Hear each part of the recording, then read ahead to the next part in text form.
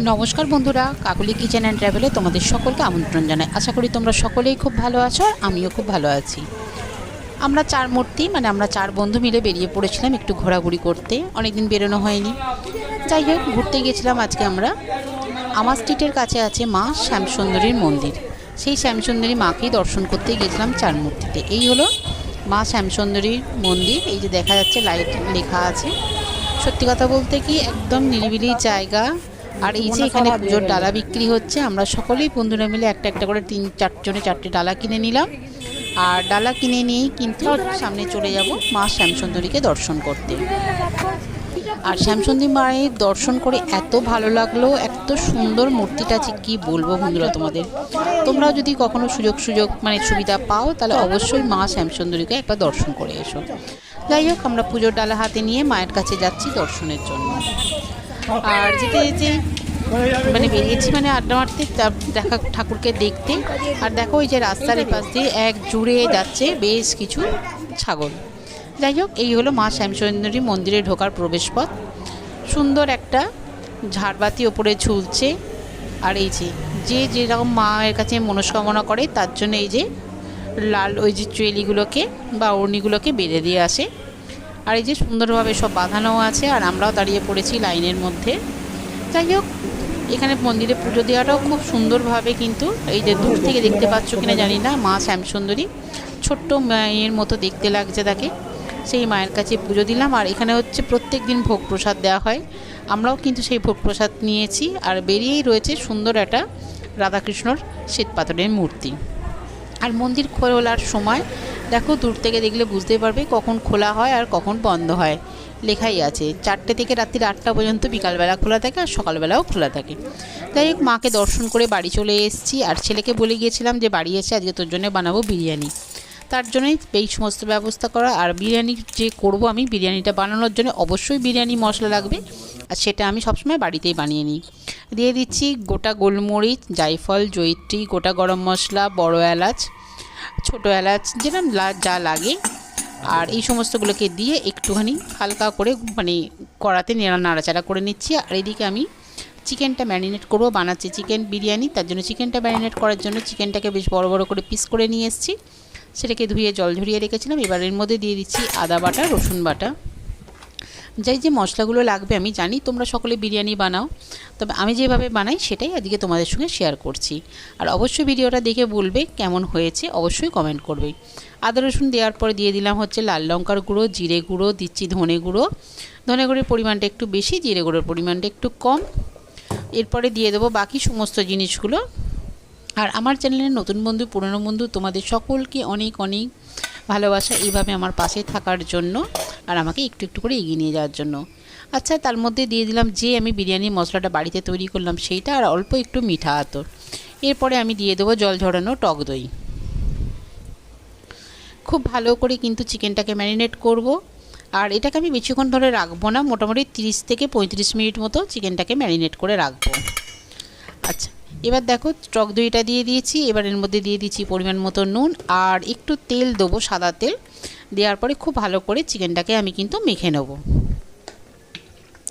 সত্যি কথা বলতে কি বন্ধুরা, নানা কাজের জন্য সবসময় কিন্তু আমি ভিডিও দিয়ে উঠতে পারছি না, যার জন্য আমার নিজেরও খুব খারাপ লাগছে। তবে চেষ্টা করছি যে একটু ভিডিওগুলো দেওয়ার। জানি কত ভিডিওর পরে আজকে যে ভিডিওটা ছাড়বো সেটা অনেক দেরি হয়ে গেছে ভিডিওটা ছাড়তে, যেহেতু আমি একটা মেডিকেল লাইনে কাজের সঙ্গে যুক্ত আছি। আর সেই কারণেই কিন্তু সবসময় আমার ভিডিও করে ওঠা সম্ভব হয় না। বাড়ির কাজ, রান্না বান্না সমস্ত কিছু নিজে একা হাতে করি। যাই হোক, এদিকে চিকেনটাও কিন্তু ম্যারিনেট করার জন্য আমি ভালো করে মেখে রেখে দিয়েছি। আর এদিকে তেল গরম হতে দিয়েছি। এখন আমি কিন্তু বেরেস্তাটাকে ভেজে নেবো। এই যে দেখতেই পাচ্ছ সুন্দর করে পেঁয়াজ কুচিয়ে নিয়েছি। এবার তেল গরম হয়েছে, এর মধ্যে আমি দিয়ে দিচ্ছি অল্প একটু ঘি। আমি এখানে বেশি ঘি দিচ্ছি না, এখন জাস্ট গন্ধটা হওয়ার জন্য ঘিটা অল্প দিলাম। আর তেল ঘি খুব সুন্দরভাবে মিশে গেলে এর মধ্যে আমি দিয়ে দেবো পেঁয়াজগুলো ভাজার জন্য।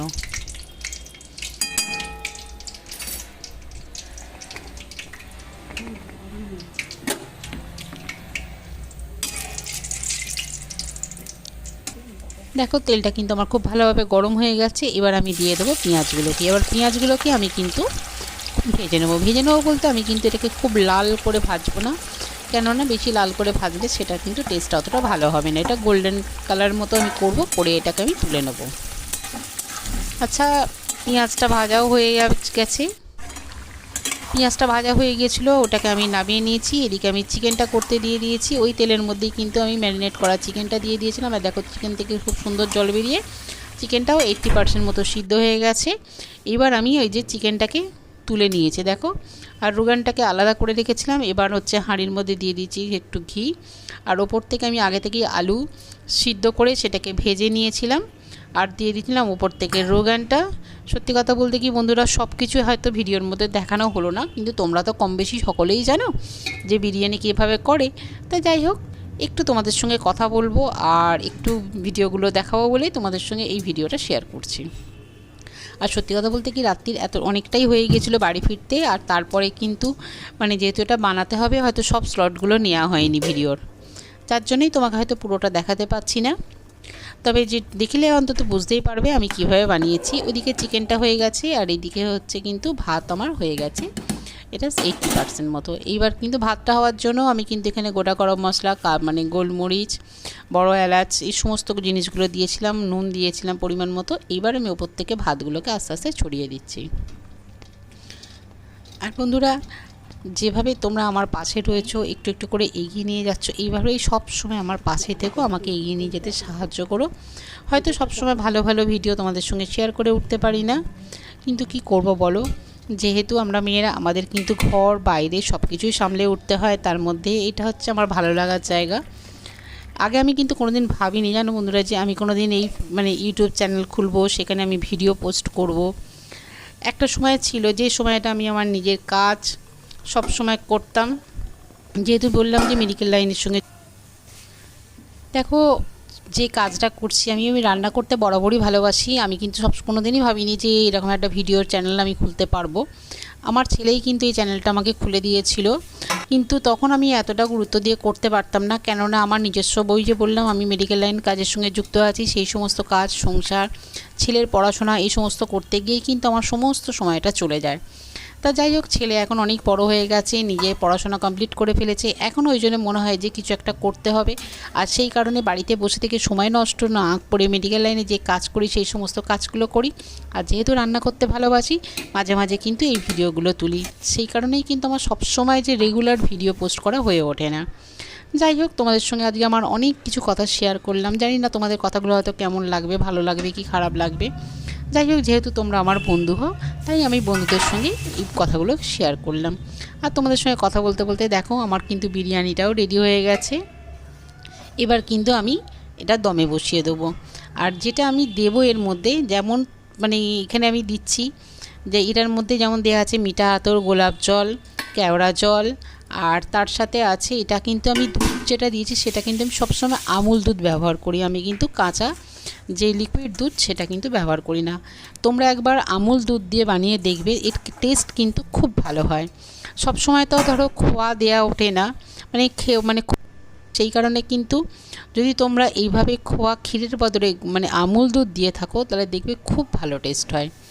আজকে কিন্তু এটা বললাম, একবার তোমরা বাড়িতে বানিয়ে দেখো, আমুল দুধ দিলে কিন্তু খুব ভালো খেতে লাগে।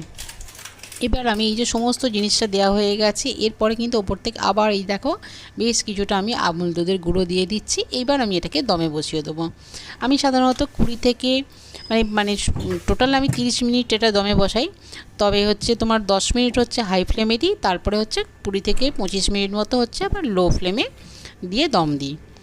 আর সত্যি কথা বলতে এইভাবে বিরিয়ানি বানালে বিরিয়ানিটা খেতেও খুব ভালো হয়। তোমরা কিন্তু একবার বানিয়ে দেখো। আর আজকের ভিডিওটা তোমাদের কেমন লাগলো অবশ্যই কিন্তু কমেন্ট করে জানাবে। আমার বিরিয়ানি কিন্তু কমপ্লিট হয়ে গেছে। এবার দেখো বিরিয়ানিটা খুলেছি, দেখতে কত সুন্দর হয়েছে। আর সত্যি কথা বন্ধুরা, এটা কিন্তু খেতেও খুব ভালো হয়েছিল। যাই হোক, আমার ভিডিওটা যদি তোমাদের ভালো লেগে থাকে অবশ্যই একটা লাইক, শেয়ার, কমেন্ট করবে। আর চ্যানেলটা সাবস্ক্রাইব করে আমার পাশে থাকার জন্য অনুরোধ রইল তোমাদের কাছে। তোমরা এইভাবেই আমার পাশে থেকো। আর তোমাদের বন্ধু মনে করে আজকে অনেকগুলো কথা শেয়ার করলাম। যাই হোক, তোমরা এইভাবে আমার পাশে থেকো। আর কি বলো, আজকের মতো ভিডিওটা এখানেই শেষ করছি। আবার কোনো দিন নতুন কোনো ভিডিও নিয়ে তোমাদের সামনে এসে হাজির হব। তবে চেষ্টা করব বন্ধুরা যে ভিডিওগুলো একটু বেশি বেশি দেওয়ার, সত্যি কথা বলতে কি সময় হয় না, তো ওই জন্যই পারি না, তবে চেষ্টা করব একটু একটু করে ভিডিও দেওয়ার। আর ভিডিও করা মানেই কিন্তু তোমাদের সঙ্গে একটু কথা বলা, গল্প করা, এইগুলো হয়ে ওঠে। তোমরা যে আমাকে কিছু কিছু বন্ধুরা আছো, বেশ কিছু সুন্দর সুন্দর আমাকে কমেন্ট করো, আমাকে সাপোর্ট করো। আবার কিছু কিছু বন্ধুরা তোমরা ভিডিও দেখাও, লাইক দাও, এটাই আমার কাছে প্রাপ্তি, ভালো লাগার। তবে ঠিক আছে, আজকের মতো ভিডিওটা এখানেই শেষ করছি।